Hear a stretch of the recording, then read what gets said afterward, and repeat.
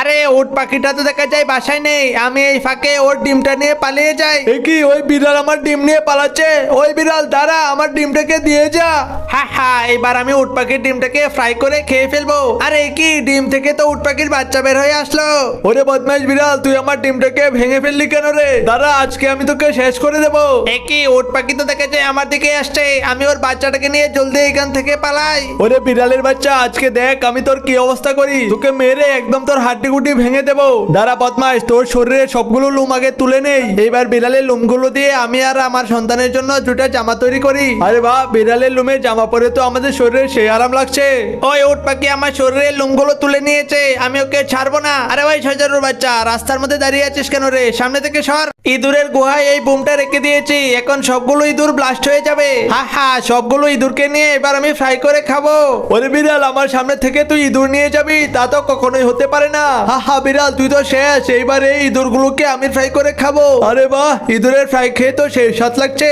আরে ওই সাদা প্রাণীটা আমাকে মেরে দিয়েছিল। হ্যালো বাঘ মামা, সাদা প্রাণীটা আমাকে মেরে আমার সবগুলো ইঁদুর কেড়ে নিয়েছে, তুমি তাড়াতাড়ি এসে ওকে শেষ করে দাও। ভাগিনা, তুই কোনো ভয় পাস না, আমি এখনই আসছি, ওকে একদম শেষ করে দেবো।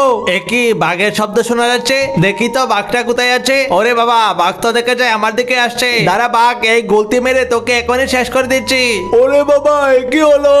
হা হা, বিড়াল আর বাঘ, তোরা তো আমার সাথে কখনোই পারবি না রে, এই মরুভূমিতে আমি রাজত্ব করব।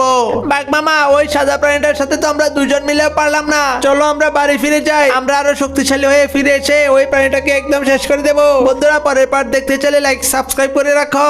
মিষ্টি আলুর গাছে বেশি করে পানি দেই, তাহলে এই গাছে বড় বড় আলু হবে। হ্যাঁ হ্যাঁ মন্টু, তোমার গাছে সব আলু তো আমি খেয়ে ফেলবো। এইবার আলু আর বাদাম গাছের মধ্যেও আমি পানি দিয়ে দেই, তাহলে এই ফলনগুলো ভালো হবে।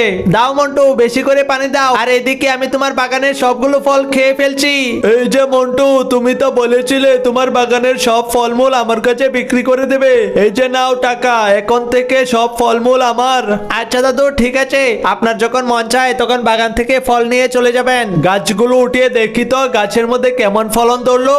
আরে মন্টু, তোমার এই গাছগুলোর মধ্যে তো কোনো ফলই নেই, তুমি আমার সাথে প্রতারণা করেছো কেন? আরে দাদু, আমি কোনো প্রতারণা করিনি, এমনটা কেন হলো আমি তো বুঝতেই পারছি না। দাঁড়ান, আমি মাটি করে দেখছি আমার ফসলের জমির নিচে কি রয়েছে। এই যে দাদু দেখুন, এই ইঁদুরগুলো আমার সব ফল নিয়ে খেয়ে ফেলেছে। আরে ওই ইঁদুরের বাচ্চা, তোর কারণে আমি ব্যবসার মধ্যে লস খেলাম রে। দাঁড়া, তোদেরকে ধরে নিয়ে আমি এখনই পানিতে ফেলে দিচ্ছি।